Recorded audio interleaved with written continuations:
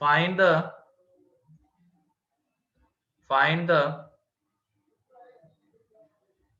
locus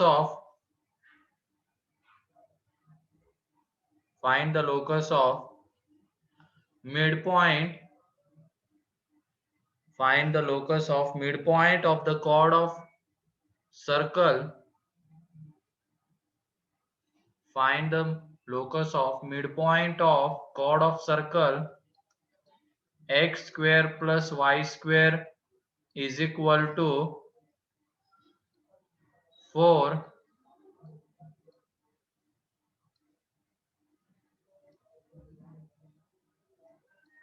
which is tangent to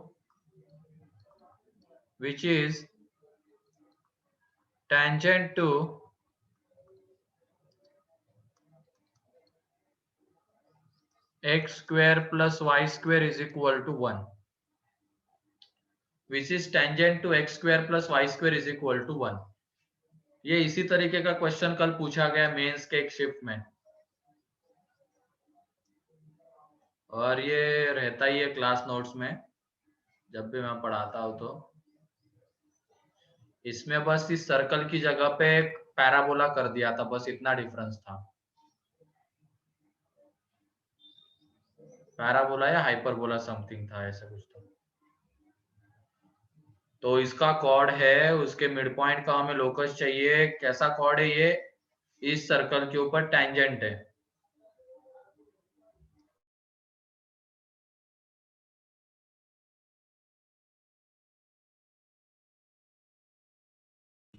sir वो question वापस repeat कीजिए ना।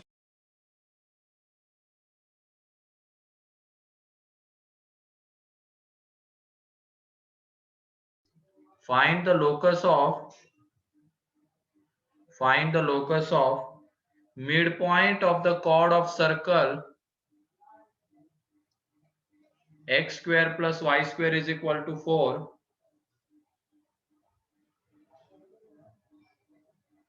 which is tangent to the circle x square plus y square is equal to 1. आज इतने कम बच्चे क्यों दिख रहे हैं? लेट छोड़ा था क्या केमिस्ट्री की क्लास में? नहीं सर। ये आज कम रहने का रीजन क्या है?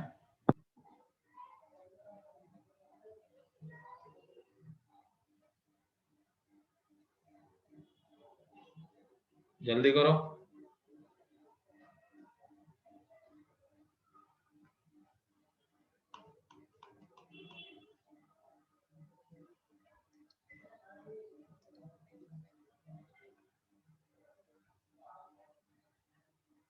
मैच देख रहे होंगे।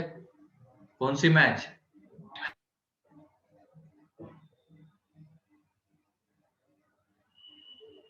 आज कौन सी मैच आ रही है?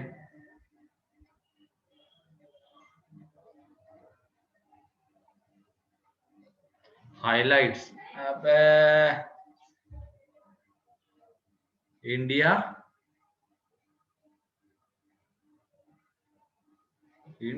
अभी तो इंग्लैंड के साथ चल रहा है ना बे। ये कहां से आ गया? ऐसे मतलब श्रीलंका होता है या ऑस्ट्रेलिया? ये होता है साउथ अफ्रीका। हाँ साउथ अफ्रीका का है सर। सर हाँ x square plus y square equal to 1 है क्या? अबे नहीं रे,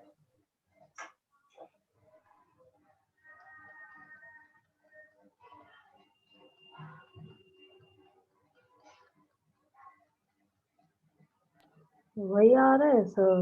वही आ रहा है क्या? हाँ सही में?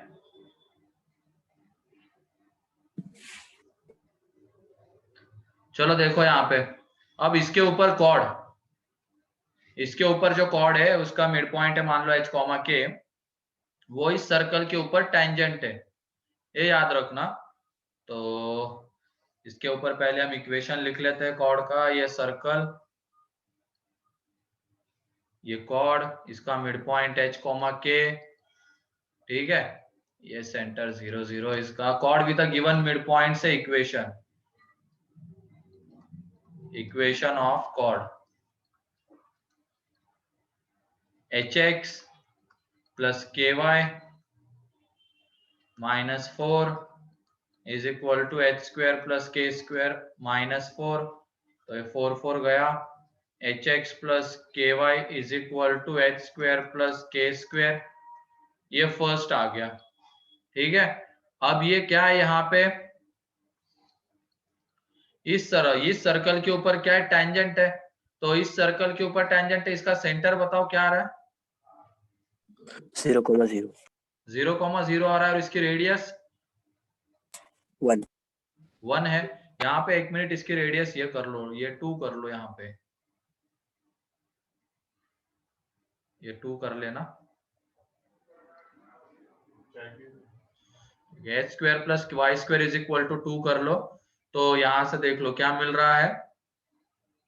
ये लाइन जो थी उसके ऊपर टेंजेंट, तो उसका जो सेंटर था 0 0 है, और उसकी जो रेडियस है, उसकी रेडियस आ रही है √2। तो ये देख लो अभी सेंटर से ये, तो h square plus k square upon under root h square plus k square is equal to √2। तो देख लो, अब स्क्वायर कर दो तो वहां से मिल जाएगा H square plus k square is equal to 0। ठीक है,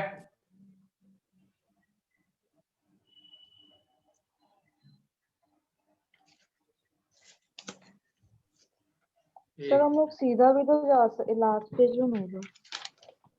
ये 2 टाइम्स हुआ तो अंडर रूट ले लिया और स्क्वायर कर दिया, ये आ रहा है, वही आ रहा है सर्कल। हाँ सही है, वही इक्वेशन आता है, h square plus k square under root is equal to ये √2, दोनों तरफ स्क्वायर कर देंगे तो h square plus k square is equal to, हाँ वही आ रहा है, कोई दिक्कत नहीं, वही है। तो x square plus y square is equal to 2, तो यही उसका लोकस है। ठीक है, सर लास्ट पेज लो नहीं बा।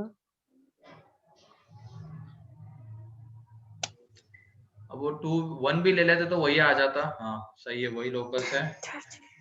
सर अगर वो अंदर वाला हम लोग सर्कल बनाए, वो कॉन्सेंट्रिक सर्कल, तो हाँ फिर उसका डिस्टेंस तो बीच वाला पता ही है, क्योंकि वो एच स्क्वायर, फिर एच स्क्वायर माइनस 0 का एच माइनस 0 का whole square plus k minus 0 का whole square is equal to 1 आ जाता सीधा। ऐसे थोड़ी ना, कुछ भी मत किया करो। सर बराबर आता है, उससे आता है सर। क्या किया तुम लोगों ने? सर वो 2 सर्कल पहले बना लेके हाँ फिर बना लिए। वो टेंजेंट परपेंडिकुलर होगी ना जहाँ पे वो बन रही है, हाँ और वो बड़े सर्कल के लिए कॉर्ड भी होगी, तो वो बाइसेक्ट भी करेगा, तो वही मिड पॉइंट होगा।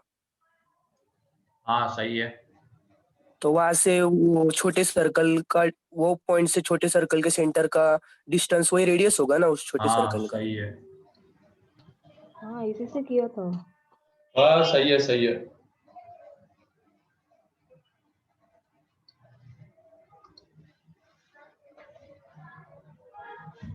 ये डायग्राम है उसकी।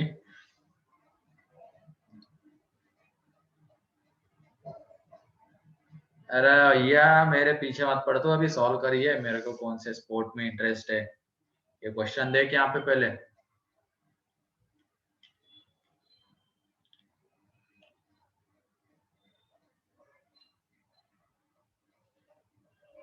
मेरे को तो सारे स्पोर्ट्स फर्जी लगते हैं।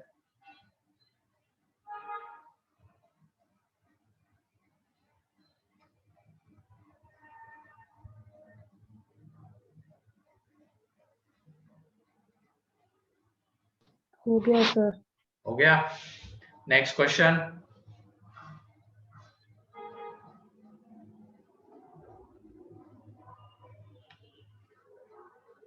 तो लिखो इसमें,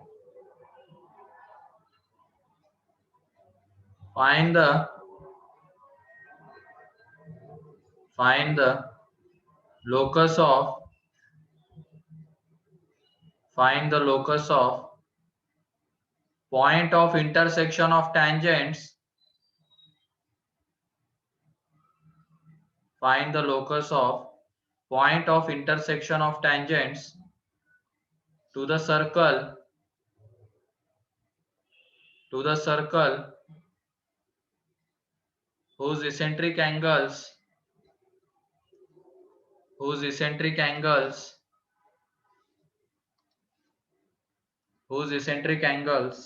differ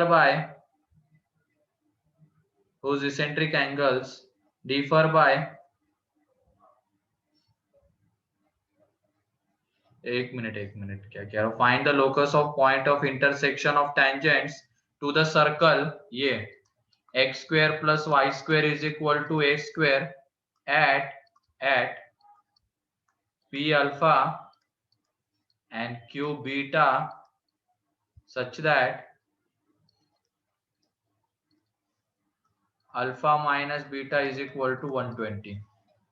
ये थोड़ा find the locus of point of intersection of tangents to the circle x square plus y square is equal to a square at p alpha comma q beta such that alpha minus beta is equal to 120.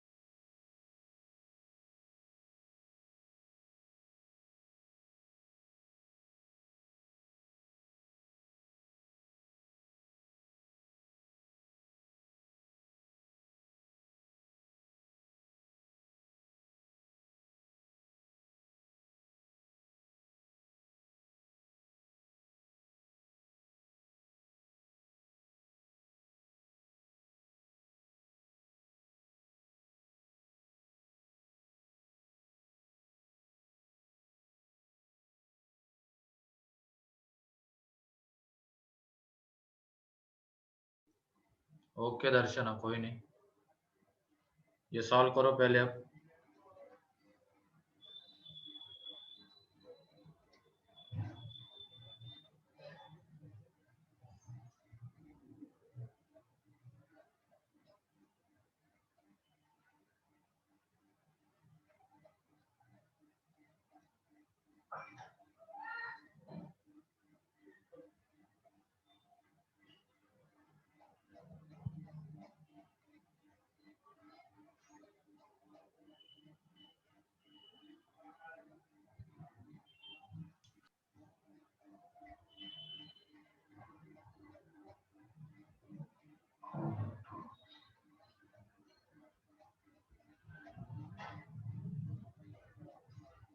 हो रहा है क्या?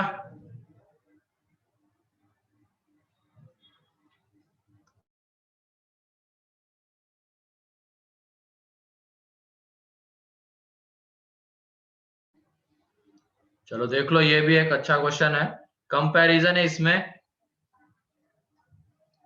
ये देख लो, यहाँ पे ये P point पे टेंजेंट और यहाँ Q पॉइंट पे टेंजेंट, ठीक है, ये P Q पे टेंजेंट और ये पॉइंट है यहाँ पे जिनका पॉइंट ऑफ इंटरसेक्शन है A, मान लो H, K, इसी का हमें लोकस चाहिए। तो ये देख लो, ये A के रिस्पेक्ट में PQ क्या है? COC है, उसका इक्वेशन लिख सकते हो?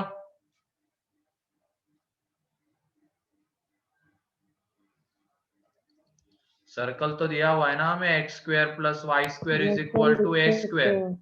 तो यहाँ पे p q is COC with respect to A, therefore equation of PQ, तो इक्वेशन ऑफ PQ हो जाएगा HX plus KY is equal to a square. HX plus KY is equal to a square, ये यहाँ पे हो गया first. फिर उसके बाद PQ का इक्वेशन कल हमने देखा है, इक्वेशन ऑफ PQ, और किस तरीके से बता सकते हैं? cos alpha plus beta by 2 plus y sin alpha plus beta ये by देख लो, 2. x cos alpha plus beta by 2 y sin alpha plus beta by 2, ठीक है, is equal to A into cos alpha minus beta by 2। तो ये p q का equation आ गया अगेन। ठीक है, इसको थोड़ा सा ये इसकी अल्फा प्लस बीटा बाई 2 की जगह पे थीटा ले लेते अपने कन्वीनियंस के लिए, and alpha minus beta given है 120।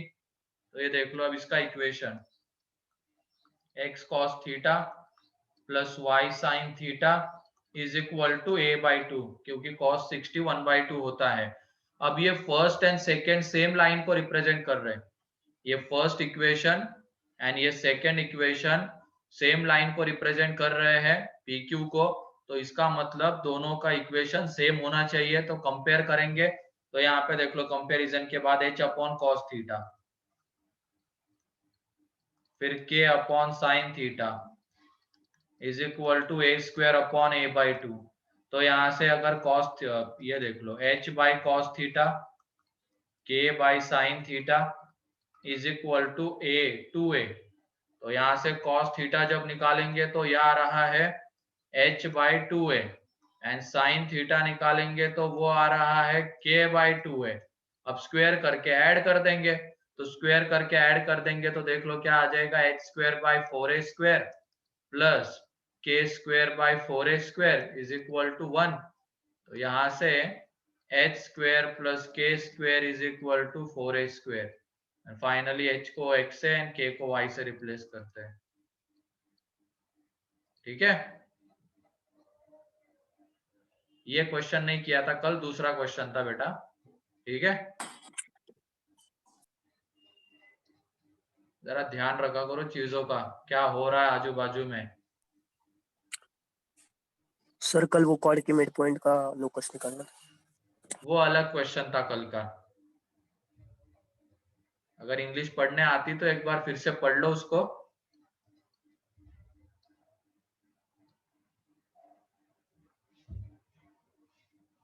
यही था क्या कल का क्वेश्चन? अलग था सर। नहीं सर, अलग था।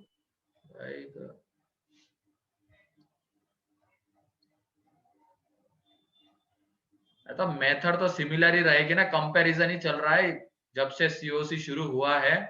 जितने भी अच्छे क्वेश्चन है उनमें सेम ही तो चल रही है चीजें, कंपेयर ही तो कर रहे हैं हम। एक लाइन के दो इक्वेशन मिल रहे हैं, कंपेयर कर रहे हैं, लोकस उसी से निकल रहा है, जो भी चीज पूछी गई वो उससे निकल रही है।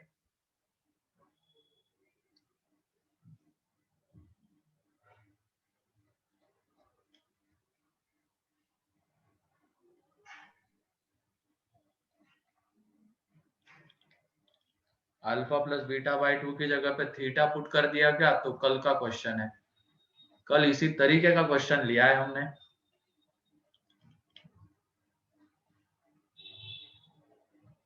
जिसमें होमोजेनाइजेशन यूज हो रहा था, है कि नहीं?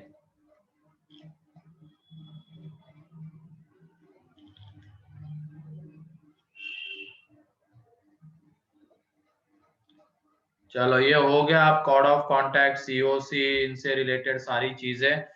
एक पॉइंट और लिख लो यहाँ पे, नॉर्मल क्या होता है, पेयर ऑफ टेंजेंट्स कैसे निकालते हैं वो सिर्फ लिख लेना, उसके क्वेश्चन हम ऑलरेडी कर चुके हैं। हमें क्या चाहिए होता है अब, ये जो एपी एंड एक्यू जो होते हैं ना टेंजेंट्स, उनका कंबाइन इक्वेशन, वो तो वैसे भी निकल जाता है, या तो अगर डायरेक्टली करना। ये हो गया क्या?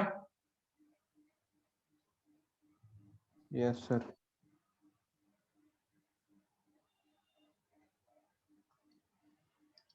ठीक है, तो देख लो अब यहाँ पे pair of tangents, pair of tangents,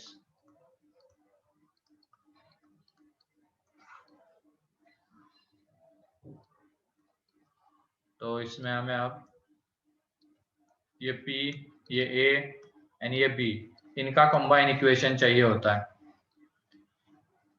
ये x square plus y square is equal to a square ले लेते हैं, तो combine equation of PA and PB, combine equation of PA and PB, तो देख लो वो कैसे आएगा। तो वो आता है T square is equal to S S one से, T square is equal to S S one से। टी स्क्वेयर का टी का मतलब क्या होता है, एक्स स्क्वायर की जगह पे x x one, y square की जगह पे वाई वाई वन, ये पुट करना। ये हमने एक्स ले, पी को ले लिया एक्स वन वाई वन। ठीक है, तो देख लो टी कितना आ जाएगा, x x one plus y y one minus a square. हाँ, अगर यहाँ पे x की टर्म रहती तो उसमें हम क्या करते, x plus x1 by two भी पुट करते, y अगर रहता तो y plus y1 by two भी पुट करते, लेकिन वो है नहीं।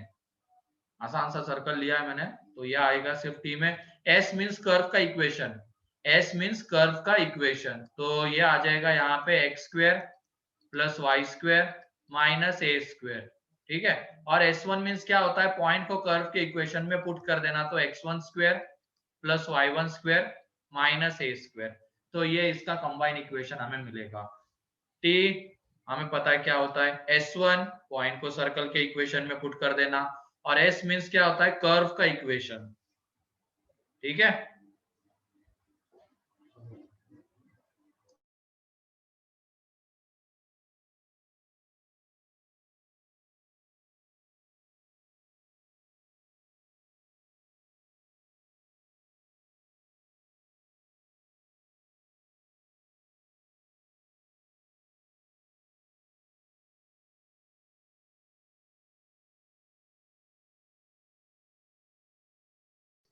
लिख लिया।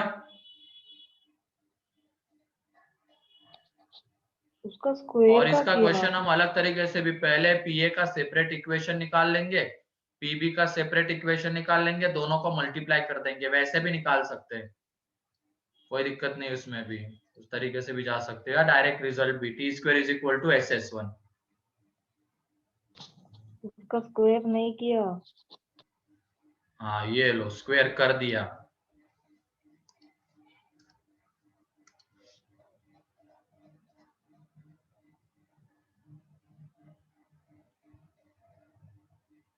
हो गया। Normal,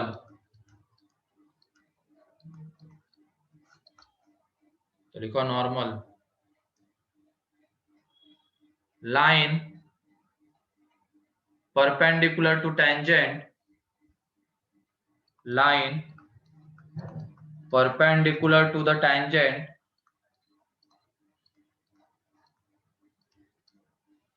at the point of contact, at the point of contact is called as normal। मतलब जैसे ये सर्कल है, ठीक, ये टेंजेंट है, तो उसका पॉइंट ऑफ कांटेक्ट ये है, इसी पॉइंट पे टेंजेंट के परपेंडिकुलर जो लाइन रहती है वो कहलाती है नॉर्मल। ये यहाँ पे टेंजेंट, ठीक है, ये टेंजेंट हो गया, ये नॉर्मल हो गया।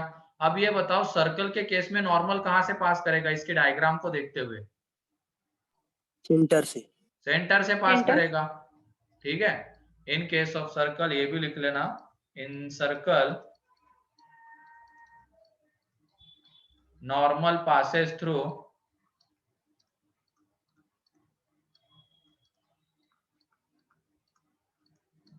सेंटर। ठीक है,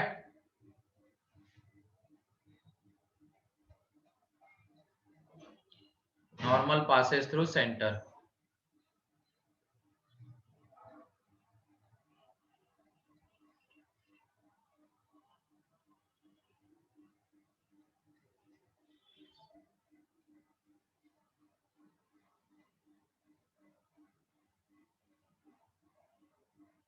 तो लिखो, इसमें क्वेश्चन लिखो,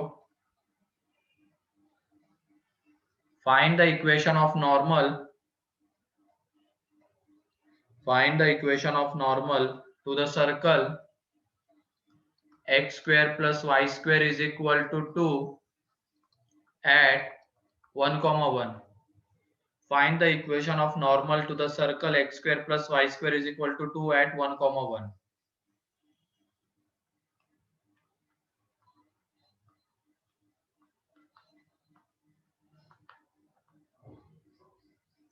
x is equal to y। x is equals to y। हाँ, आ गया बाकियों का भी।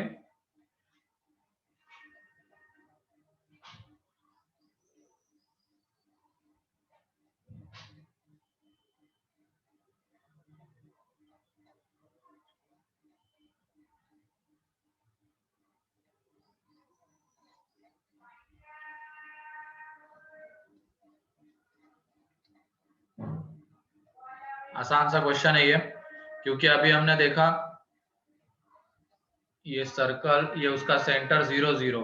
अब इस सर्कल के ऊपर कोई पॉइंट है 1,1, वहां पे हमें नॉर्मल चाहिए। तो सर्कल का नॉर्मल क्या करता है, उसके सेंटर से पास करता है। तो देख लो लाइन का इक्वेशन, अब इस नॉर्मल का इक्वेशन लिख सकते हैं हम 2 पॉइंट फॉर्म से। इक्वेशन ऑफ नॉर्मल, सेंटर से भी पास कर रहा है, 1,1 से भी पास कर रहा है, 2 पॉइंट फॉर्म से इक्वेशन लिखेंगे तो y is equal to x. तो ये इसका इक्वेशन आ गया। ठीक है, ध्यान रखना इस पॉइंट का बहुत अच्छे से यूज किया जाता है आगे। मतलब बोला जाता है किसी पैराबोला के ऊपर टेंजेंट है और वो सर्कल के ऊपर नॉर्मल है, तो पहले पैराबोला के ऊपर टेंजेंट लिखना, फिर उसको क्या करना, सर्कल से सेंटर से पास करवाना। तो इजीली जो भी चीज पूछी गई होगी वो मिल जाती है। ठीक है,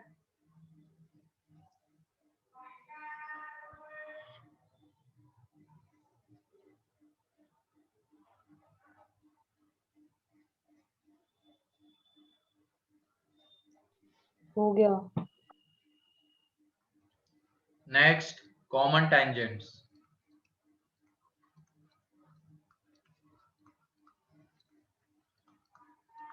कॉमन टेंजेंट्स, ठीक है, दो सर्कल है अब यहाँ पे। एक का मान लो अभी यहाँ पे S1 में एज अ सर्कल ले रहा हूँ, क्योंकि दो सर्कल लिखने हैं तो S1 को एज अ सर्कल का इक्वेशन लिख रहा हूँ। ठीक है, ध्यान रखना ये यहाँ पे इसमें पर्टिकुलरली मैं S1 को एज अ सर्कल का इक्वेशन ले रहा हूँ। S1 मतलब ये मत समझना यहाँ पे कि पॉइंट को सर्कल के इक्वेशन में पुट किया है, क्योंकि दो सर्कल लेने थे S1 S2। तो एक circle x square plus y square plus 2g1x 2f1y plus c1, और दूसरा है x2 square plus y2 square plus 2g2x plus 2f2y plus c2, और पहले वाले का सेंटर है c1, ठीक है, minus g1 comma minus f1, and उसकी रेडियस आ जाएगी r1, रेडियस r1 ले लेते हैं। ठीक है, एंड दूसरे वाले का सेंटर है c2 minus g2 minus f2, और रेडियस आ जाएगी यहाँ पे r2 ले लेते हैं इसकी रेडियस। ठीक, अब ये बताओ इनकी पहले तो पोजीशन हम ढूंढ लेते हैं, एक दूसरे के रिस्पेक्ट में क्या क्या पोजीशन पॉसिबल हो सकती है, उसके अकॉर्डिंगली नंबर ऑफ टेंजेंट्स आते हैं, नंबर ऑफ कॉमन टेंजेंट्स। तो ये दो सर्कल के इक्वेशन S1 S2, एक का सेंटर C1 रेडियस R1, दूसरे का सेंटर C2 रेडियस R2 ली है, तो इनके एक दूसरे के रिस्पेक्ट में पोजीशन देख लो। ये हो सकती है एक दूसरे के कंप्लीटली आउटसाइड लाई करे, फिर उसके बाद ये हो सकती है, फिर उसके बाद इंटरसेक्ट भी कर सकते हैं एक दूसरे को। ये अलग अलग पॉसिबिलिटी, उसके लिए अलग अलग कंडीशन है। ठीक है, ये पोजीशन अगर चाहिए तो उसके लिए अलग कंडीशन होगी, इसके लिए अलग कंडीशन होगी, वो हम देखेंगे डिटेल में आगे। अभी तो बस मैं बता रहा हूँ कि एक दूसरे के रिस्पेक्ट में क्या क्या पोजीशन हो सकती है। एक दूसरे को इंटरसेक्ट करेंगे, एक दूसरे को टच भी करेंगे तो इंटरनली करेंगे, एंड टच भी नहीं करेंगे, इंटरसेक्ट भी नहीं करेंगे। तो इतनी 5 पोजीशंस इनकी पॉसिबल हो सकती है एक दूसरे के रिस्पेक्ट में। ठीक है, तो हम पहली पोजीशन की बात करते हैं जब एक दूसरे के कंप्लीटली आउटसाइड लाई कर रहा है। तो लिख लो इसमें अब फर्स्ट, या केस 1 भी बोल सकते हो इसको तुम, या फर्स्ट नंबर भी डाल सकते हो। When one circle lies completely outside the other circle, when one circle lies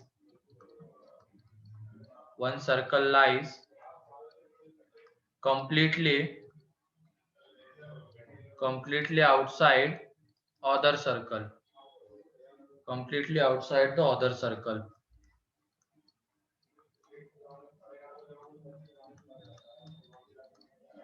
ठीक है, तो इसमें बताओ अब तुम, एक सर्कल तो ऐसा आ रहा है और एक सर्कल ऐसा आ रहा है। लिखने का टाइम दूंगा, अब देखो बस यहाँ पे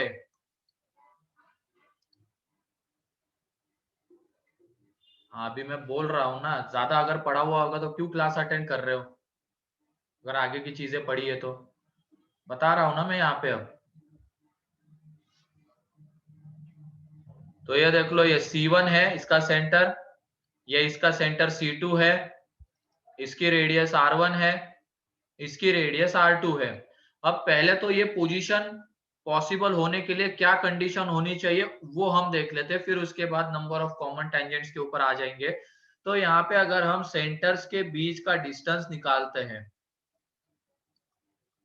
तो वो मान लो आता है D। D क्या है? सेंटर्स के बीच का डिस्टेंस है।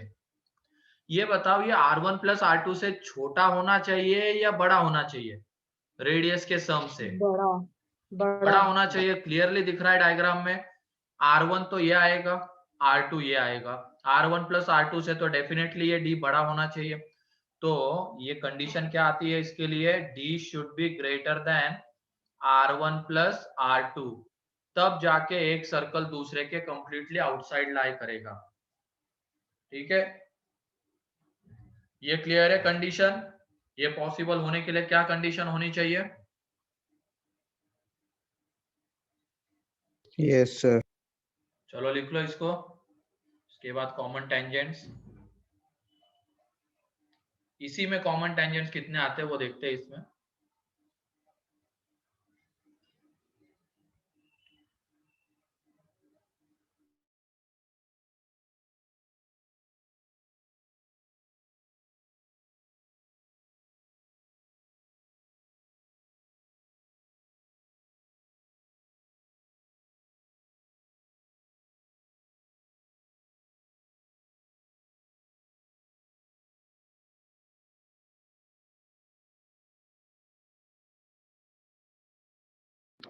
सर एक बार वो कॉमन टेंजेंट वाला पेज लो ना। क्या देखना इस पे? वैसे ऐसे क्या लिखा है मैंने बस 2 इक्वेशन लिखे हैं। हो गया सर।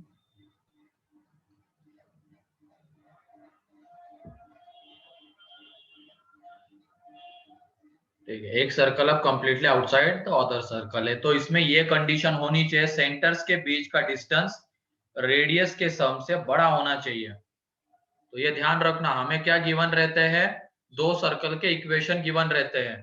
तो एक दूसरे के रिस्पेक्ट में पोजीशन बतानी है तो हमें पहले क्या चेक करना पड़ेगा? उनके सेंटर्स के बीच का डिस्टेंस निकालना पड़ेगा, उनकी रेडियस फाइंड आउट करनी पड़ेगी। एंड अगर सेंटर्स के बीच का डिस्टेंस सम ऑफ रेडियस से बड़ा आ जाता है तो उस केस में ये पोजीशन पॉसिबल है। और अगर ये पोजीशन आएगी तो उसमें 4 कॉमन टेंजेंट्स आते हैं। तो नेक्स्ट पॉइंट इसी केस में नेक्स्ट पॉइंट 4 कॉमन टेंजेंट्स आते हैं। डायग्राम में देख लो।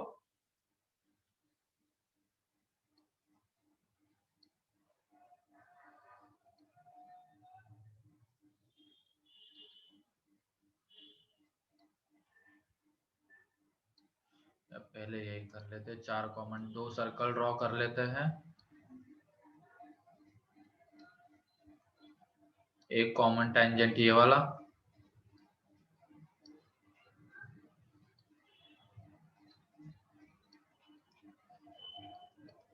मान लो ये डी पे जाके मीट कर रहा है। ठीक है, फिर उसके बाद ये भी पॉसिबल हो सकते हैं।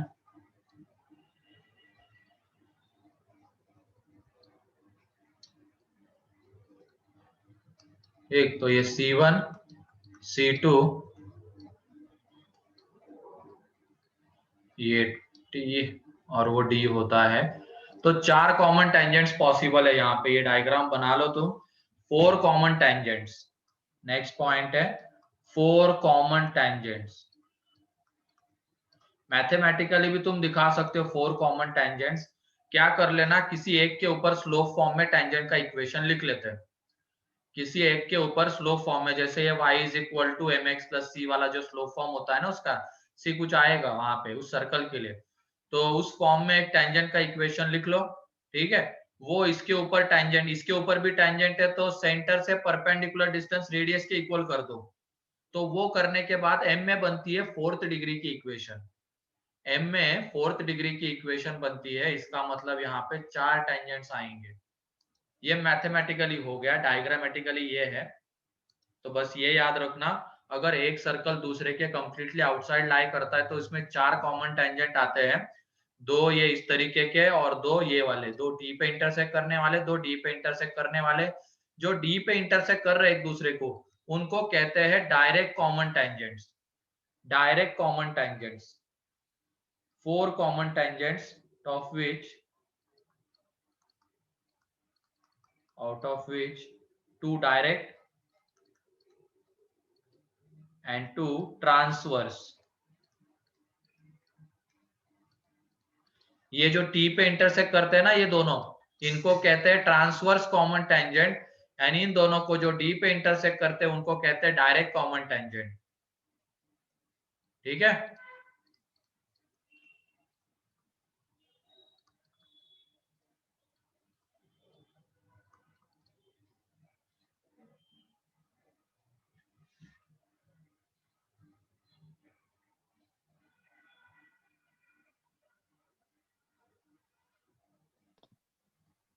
हो गया।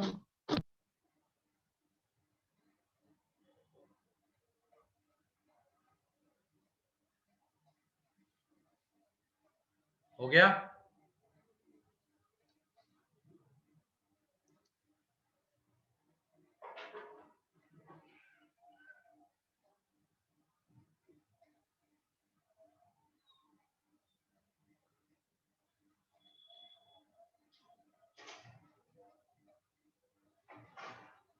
तो ये एक क्वेश्चन बनता है, ठीक, नंबर ऑफ कॉमन टेंजेंट्स कितने आएंगे। हमें बस दो सर्कल के इक्वेशन गिवन रहते हैं, उसमें हम क्या करेंगे, सेंटर्स के बीच का डिस्टेंस एंड जो रेडियस का सम वगैरह जो आता है उसमें रिलेशन ढूंढेंगे। अगर सेंटर्स के बीच का डिस्टेंस सम ऑफ रेडियस से बड़ा हो गया तो उसमें 4 कॉमन टेंजेंट्स आएंगे, उनमें से 2 डायरेक्ट कॉमन टेंजेंट होंगे, 2 ट्रांसवर्स कॉमन टेंजेंट होंगे। ठीक है, अब ये हम बात कर लेते हैं डायरेक्ट कॉमन टेंजेंट जो डी पे जाके इंटरसेक्ट करते हैं, उस डी के कोऑर्डिनेट्स निकालेंगे कैसे। तो ये देख लो, अब पहले डायरेक्ट कॉमन टेंजेंट, इसके लिए एक अलग डायग्राम बनाते हैं। यहाँ पे ये एक ही टेंजेंट ले लो, डायरेक्ट कॉमन टेंजेंट। ठीक है, ये डी पे जाके ये मान लो ये हो रहा है, ये C1 C2,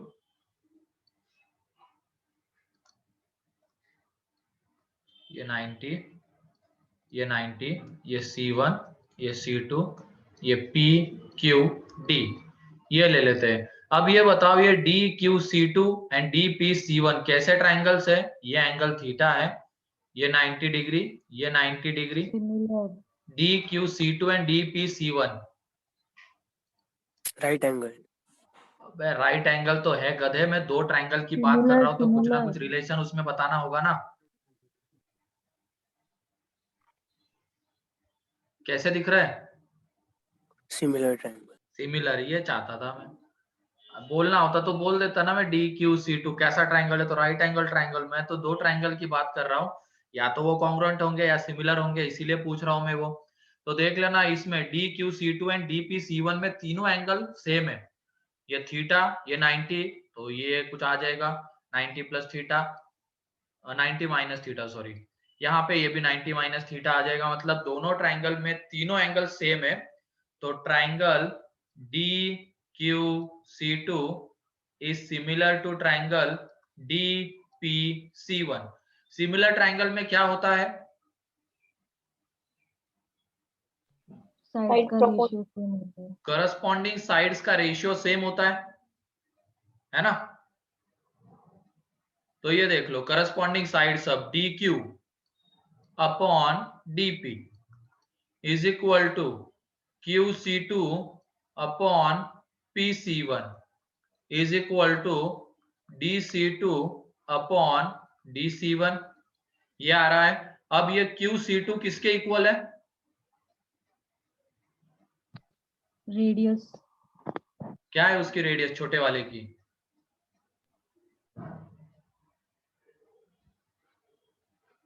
अरे R2 लिया है ना, क्या है ये बता।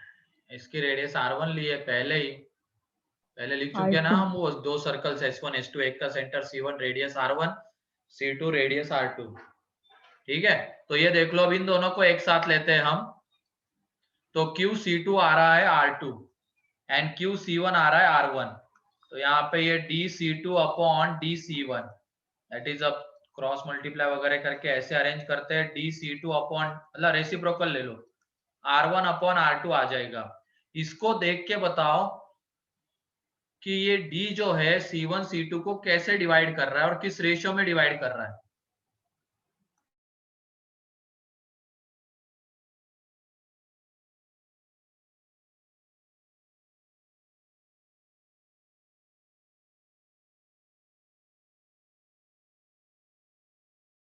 कैसे डिवाइड कर रहा है? उनके रेडियस के रेशियो में डिवाइड कर रहा है। कैसे लेकिन?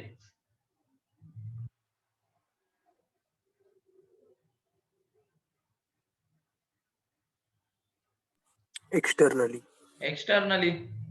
एक्सटर्नली तो लाई कर रहा है, ये डी बाहर ही तो लाई कर रहा है। ये देख लो dc1 अपॉन dc2 कितना आ रहा है, r1:r2, तो एक्सटर्नली डिवाइड कर रहा है r1:r2 में। तो ये लिख लेना यहाँ पे, d divides c1 c2 externally in the ratio r1:r2, r1:r2 में डिवाइड करेगा एक्सटर्नली। तो इस तरीके से इस सेक्शन फॉर्मूले का यूज करके हमें मिलेंगे d के कोऑर्डिनेट्स, मिलेंगे। ठीक है, सभी को क्लियर है d के कोऑर्डिनेट्स कैसे आएंगे? ये जो d होता है c1 c2 को एक्सटर्नली डिवाइड करता है r1:r2 में। लिखो,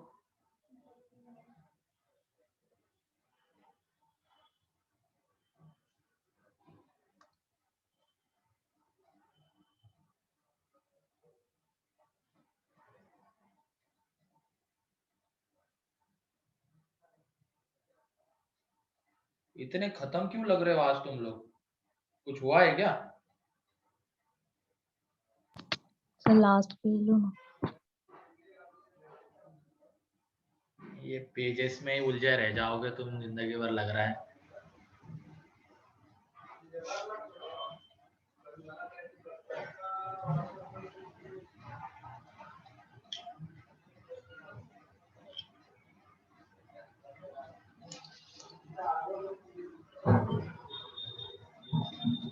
हाँ, तू तो करता ही नहीं ना क्लास, क्यों हर्षवर्धन?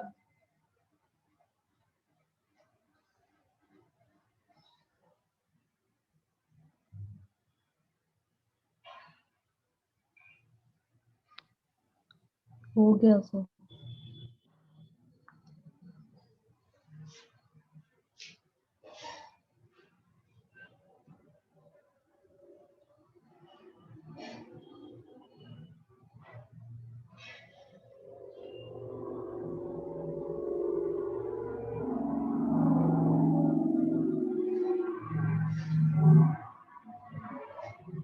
चलो तुम लोगों की वो दिक्कत भी दूर कर देते थोड़े दिनों में।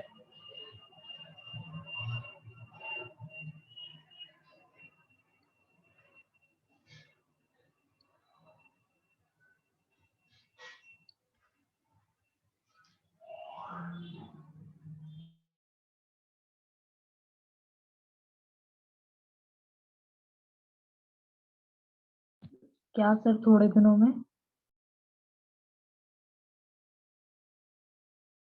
क्या बोल रहे हो? नहीं, आपने कुछ बोला ना थोड़े दिनों में कुछ तो। हाँ कोई नहीं, तुम अभी ये लिखो पहले, बाद में बोलोगे पहला पेज दूसरा पेज। हो गया। हो गया?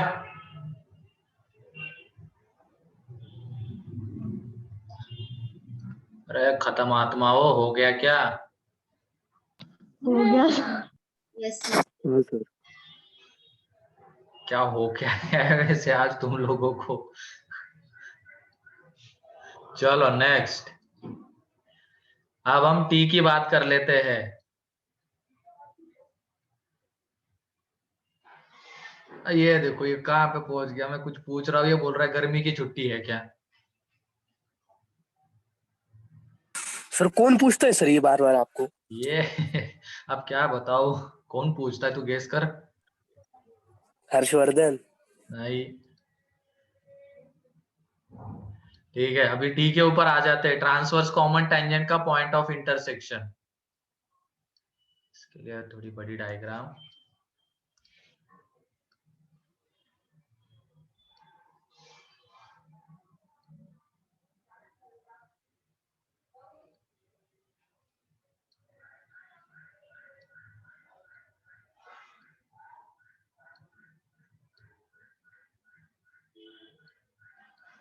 ये टी, ये C1, ये C2, यहाँ पे मान लो ये A है और ये B है। तो ये 90, डायग्राम फिर से छोटी बन गई है।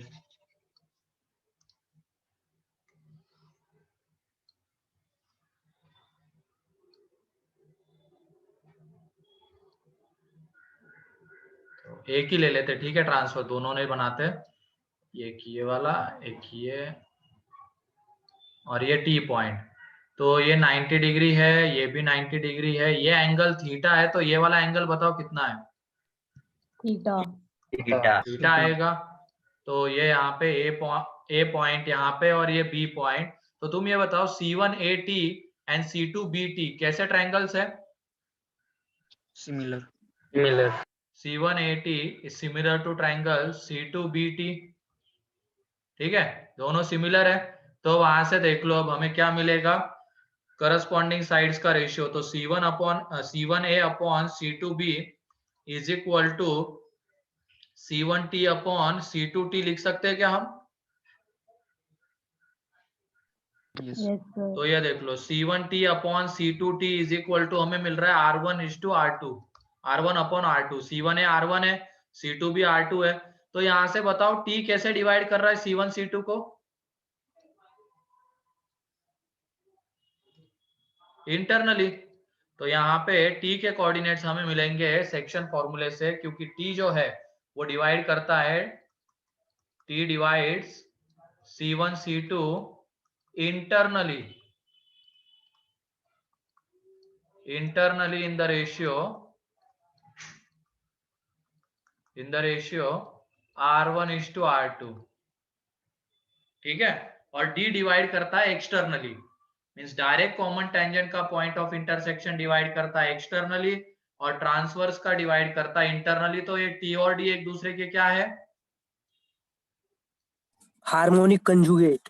हार्मोनिक कंजुगेट से किसके रिस्पेक्ट में? C1 C2। C1 C2 के रिस्पेक्ट में। लिख लो जल्दी।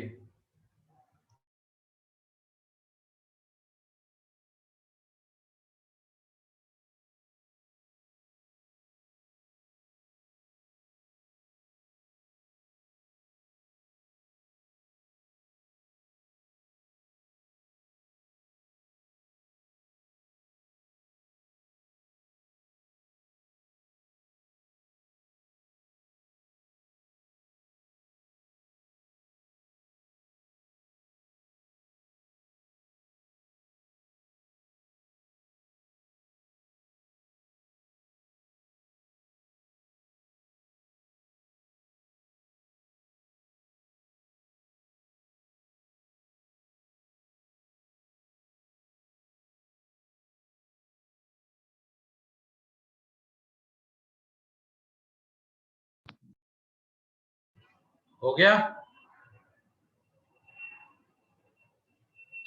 हाँ। चलो आगे बढ़ते हैं। अब हम देखते हैं कि ये ट्रांसवर्स कॉमन टेंजेंट है, इसका इक्वेशन कैसे निकालते हैं। तो ये देख लो, डी के कोऑर्डिनेट्स हमें मिल चुके हैं ना यस सर। सेक्शन फॉर्मूले से। तो हम क्या कर लेंगे, अब डायरेक्ट कॉमन टेंजेंट का इक्वेशन स्लोप एज्यूम कर लेंगे m। डायरेक्ट कॉमन टेंजेंट का स्लोप m एज्यूम कर लेंगे, ठीक है। तो स्लोप पॉइंट फॉर्म से हम इक्वेशन लिख सकते हैं इसका m में। डायरेक्ट कॉमन टेंजेंट का इक्वेशन हमने m एज्यूम कर लिया, तो स्लोप पॉइंट फॉर्म से इसका इक्वेशन लिख सकते हैं। अब ये देखो, दोनों सर्कल के ऊपर टेंजेंट है, तो सेंटर से परपेंडिकुलर डिस्टेंस किसके इक्वल रहेगा?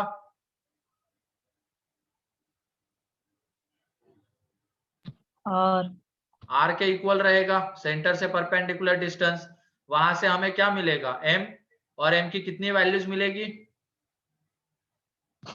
2 दो, क्योंकि दो डायरेक्ट कॉमन टेंजेंट्स है। ठीक है, तो लिख लेना यहाँ पे डायरेक्ट कॉमन टेंजेंट का इक्वेशन कैसे निकलेगा, और सेम तरीके से ट्रांसवर्स का, क्योंकि अब हमें टी मिल चुका है, तो किसी एक टेंजेंट का स्लोप हम एम मान लेंगे, स्लोप पॉइंट फॉर्म से इक्वेशन, सर्कल के ऊपर टेंजेंट है तो सेंटर से परपेंडिकुलर डिस्टेंस आर के इक्वल, तो वहां से हमें एम की वैल्यू मिलेगी, दो वैल्यूज मिलेगी क्योंकि दो ट्रांसवर्स कॉमन टेंजेंट। तो लिख लेना आप इनका इक्वेशन कैसे निकालते हैं, तो लिख लो यहाँ पे,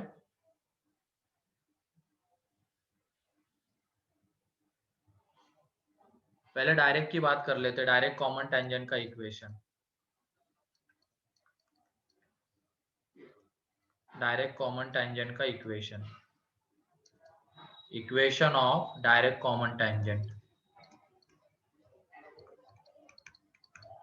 तो इसमें after getting the coordinates of D, after getting the coordinates of D,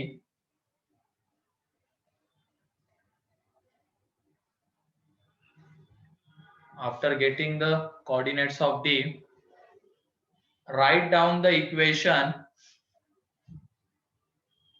write down the equation of tangent, write down the equation of tangent passing through D, passing through D by assuming its slope,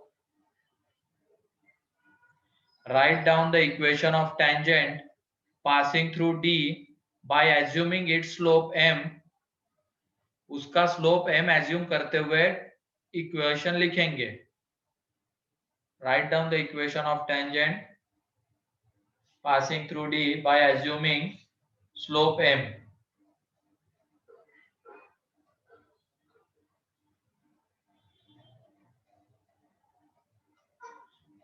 and then take any circle, दोनों में से कोई भी एक circle उठा लो, and then take any circle and use distance from center, distance from center of tangent is equal to radius of circle, is equal to radius of circle, इसको use कर लो। Then take any tangent, any circle and use distance from the center of tangent is equal to radius of circle,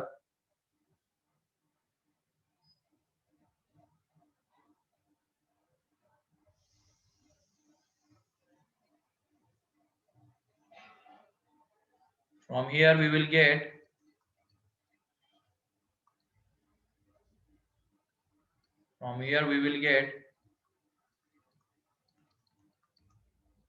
two values of m,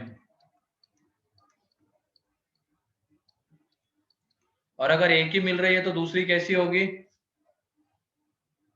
not defined. हाँ, तो ये भी लिख लेना, if we are getting only one value, if we are getting only one value,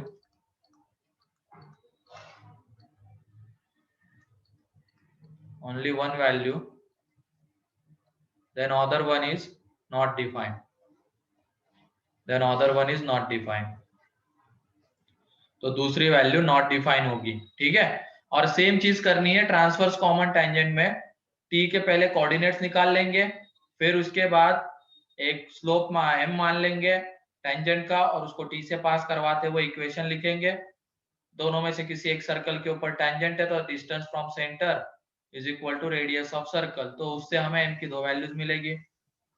ठीक है, तो इतने तरीके के क्वेश्चंस बनते हैं यहाँ पे। एक तो क्या बनता है कि नंबर ऑफ कॉमन टेंजेंट्स, तो उसके लिए हमें पहले पोजीशन देखनी होती है, तो उसके लिए क्या करेंगे हम, सेंटर्स के बीच का डिस्टेंस एंड रेडियस का सम यहाँ पे देख लेंगे, इसके लिए पर्टिकुलरली अगर रेडियस का सम, तो डी इससे बड़ा आ जाता है, तो ये पोजीशन आएगी, ये पोजीशन आएगी, तो चार कॉमन टेंजेंट आएंगे, उसमें से दो डायरेक्ट कॉमन टेंजेंट होंगे, दो ट्रांसवर्स कॉमन टेंजेंट होंगे, डायरेक्ट कॉमन टेंजेंट का पॉइंट ऑफ इंटरसेक्शन जो होगा डी, वो C1 C2 को इंटरनली नहीं एक्सटर्नली डिवाइड करता है R1:R2 में, और ये जो ट्रांसवर्स कॉमन टेंजेंट का पॉइंट ऑफ इंटरसेक्शन है T, ये C1 C2 को डिवाइड करता है इंटरनली R1:R2 में। तो D और T निकाल लेंगे। अब डायरेक्ट का इक्वेशन चाहिए तो जो अभी हमने लिखा है उससे आ जाएगा। ठीक है, इस पहले केस में किसी को कोई डाउट है क्या? When one circle lies completely outside other,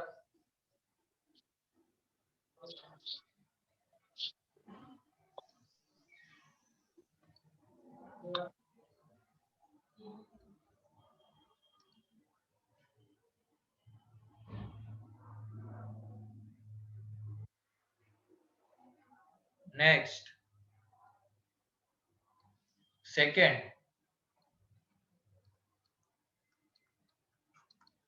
अब इसमें क्या एक दूसरे को एक्सटर्नली टच कर रहा है,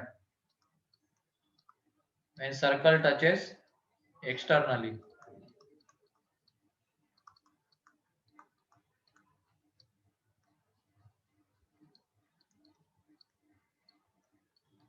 एक्सटर्नली, तो ये देख लो एक दूसरे को एक्सटर्नली टच कर रहे हैं। तो डायग्राम को देखते हुए बताओ क्या रिलेशन होना चाहिए डी में और R1+R2 में? R1+R2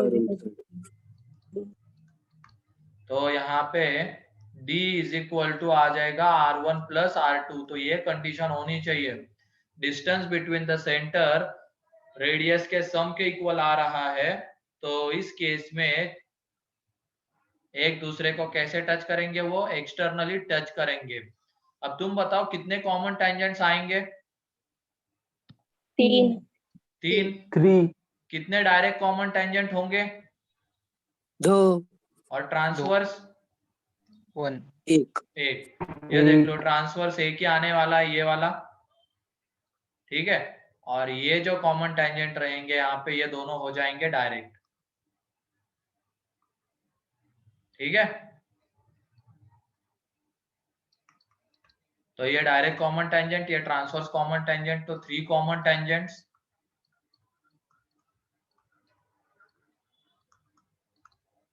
ठीक है, तो इसमें के 2 डायरेक्ट एंड 1 ट्रांसवर्स।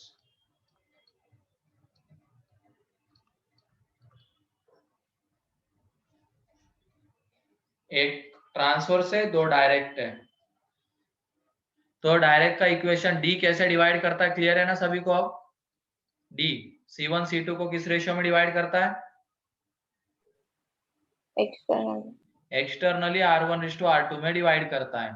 तो वहां से हमें वो डी के कोऑर्डिनेट्स मिल जाएंगे, स्लोप m मान लेंगे किसी एक टेंजेंट के ऊपर, मतलब किसी एक सर्कल के ऊपर टेंजेंट, तो सेंटर से डिस्टेंस रेडियस के इक्वल m की 2 वैल्यूज मिलेगी। अब ये ट्रांसवर्स का इक्वेशन देखो कैसे मिलेगा हमें। ट्रांसवर्स का इक्वेशन हम डायरेक्टली लिख सकते हैं। तो ये एक सर्कल है S1, ये एक सर्कल है S2। अब इनकी हम फैमिली लिखते हैं अभी, फैमिली ऑफ कर्व से। फैमिली ऑफ कर्व हम कैसे लिखते हैं? C1 + लैम्डा C2 लिखते हैं ना। अगर C1 curve and C2 curve, तो यहाँ पे C1 C2 की जगह पे S1 S2 है। तो ट्रांसवर्स कॉमन टेंजेंट का इक्वेशन हम लिख रहे हैं।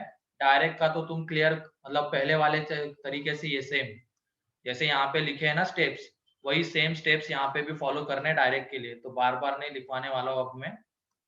अब ट्रांसवर्स की बात करते हैं हम यहाँ पे, ट्रांसवर्स कॉमन टेंजेंट।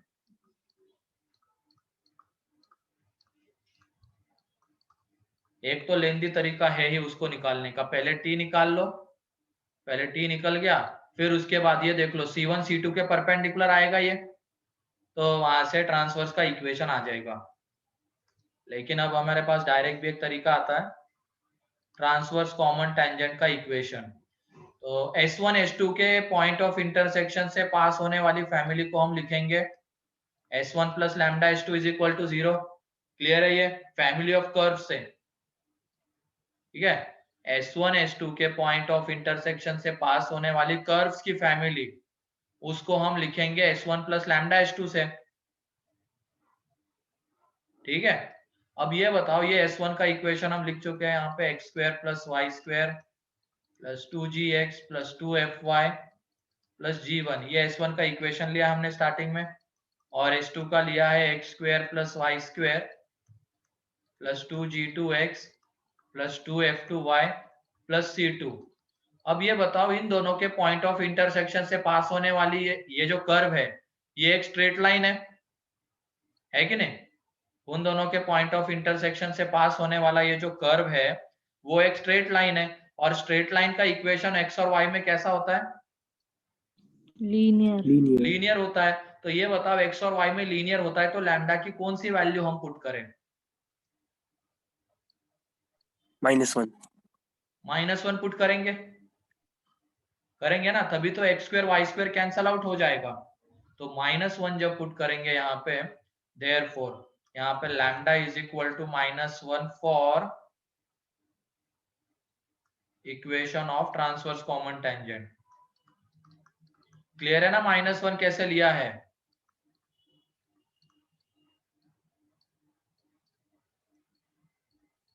बोलो। Yes sir.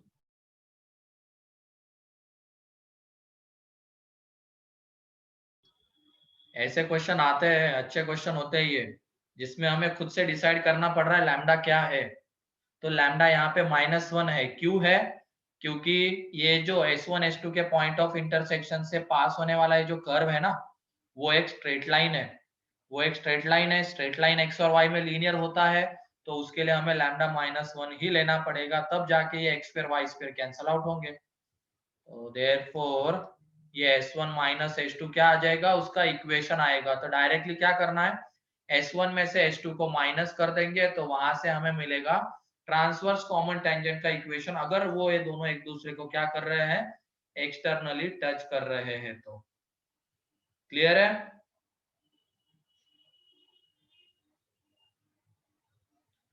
Yes sir. जल्दी से लिखो इसको।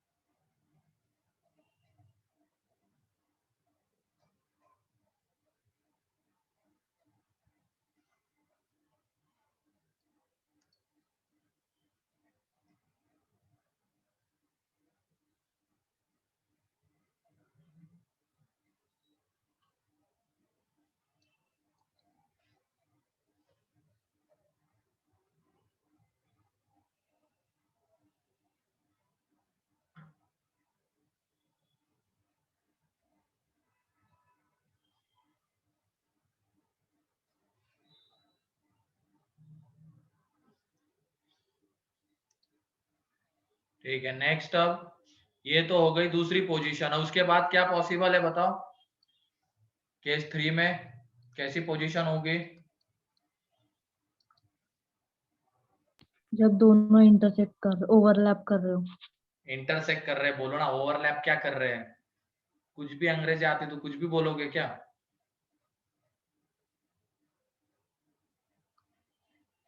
Circles are intersecting, as circles intersect each other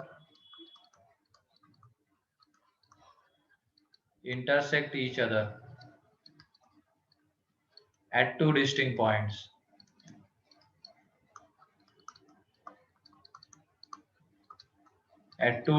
points. एक दूसरे को इंटरसेक्ट कर रहे हैं टू डिस्टिंक्ट पॉइंट्स पे।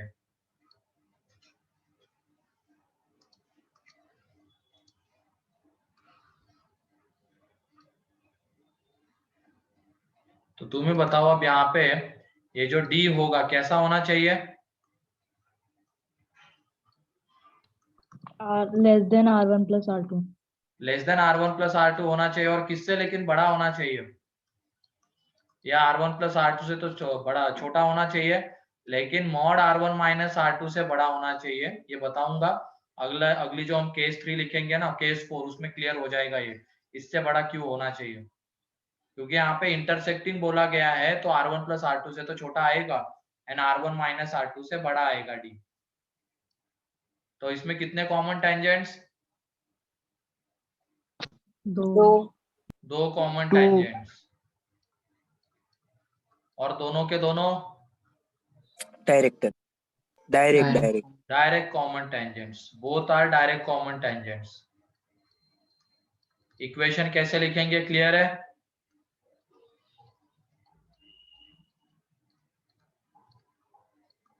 क्या करेंगे, डायरेक्ट की इक्वेशन कैसे लिखेंगे बताओ?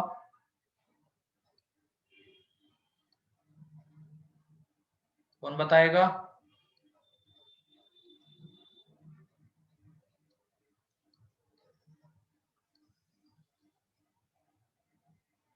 चलो देख लेना, वो पहले इसमें लिखवा दिया है, पढ़ते रहना उसको जब मन करे, ठीक है। फिर case 4,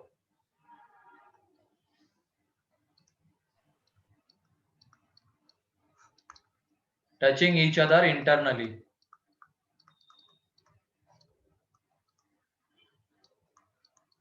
touches each other internally या टचिंग ईच अदर इंटरनली।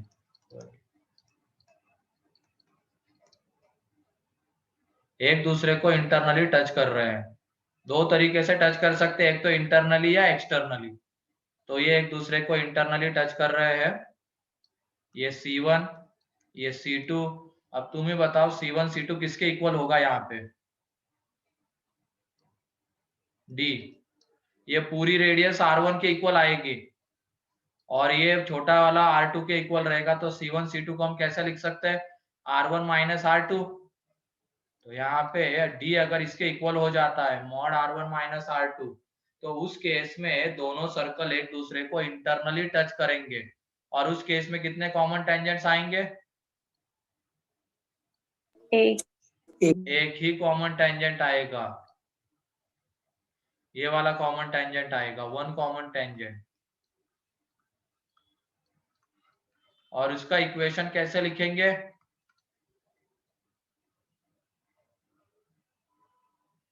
ये भी देखो S1 S2 के पॉइंट ऑफ इंटरसेक्शन से पास कर रहा है, लेकिन है क्या?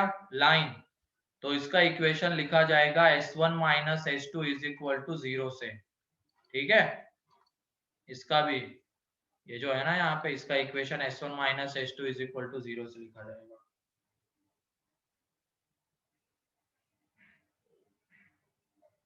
ये केस 4 हो गई।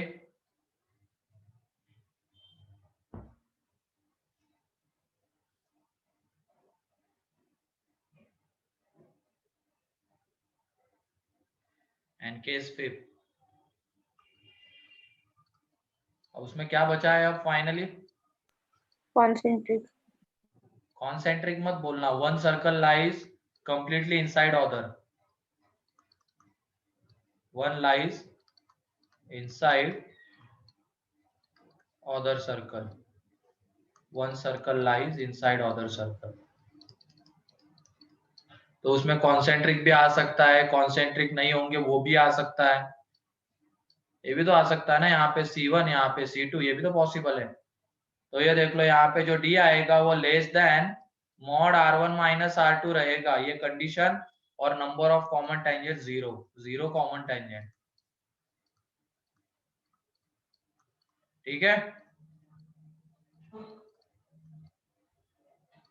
क्लियर है सभी को ये? Yes. Number of common tangent 0 हो जाएंगे। तो 5 पॉसिबिलिटीज है एक दूसरे के रिस्पेक्ट में depending on D and R1 R2। तो पहली पॉसिबिलिटी क्या है, अगर D R1 R2 से बड़ा R1 प्लस R2 से बड़ा आ जाता है तो उस केस में क्या हो जाएगा? One circle lies completely outside other, और 4 कॉमन टेंजेंट्स आएंगे उसमें के, 2 डायरेक्ट 2 ट्रांसवर्स। फिर उसके बाद ये जो D होता है वो C1 C2 को एक्सटर्नली डिवाइड करता है R1 R2 में, तो वहां से D मिलता है। एंड ये जो ट्रांसवर्स कॉमन टेंजेंट का पॉइंट ऑफ इंटरसेक्शन T होता है वो इंटरनली डिवाइड करता है, वहां से हमें क्या मिलेगा? T के कोऑर्डिनेट्स मिलेंगे। एंड फिर उसके बाद D और T मिल गया तो कॉमन टेंजेंट का इक्वेशन लिखने के लिए स्लोप हम m मान लेंगे, एक सर्कल के ऊपर टेंजेंट। तो सेंटर से डिस्टेंस रेडियस के इक्वल, वहां से m की 2 वैल्यूज, इस तरीके से इक्वेशन मिलेंगे।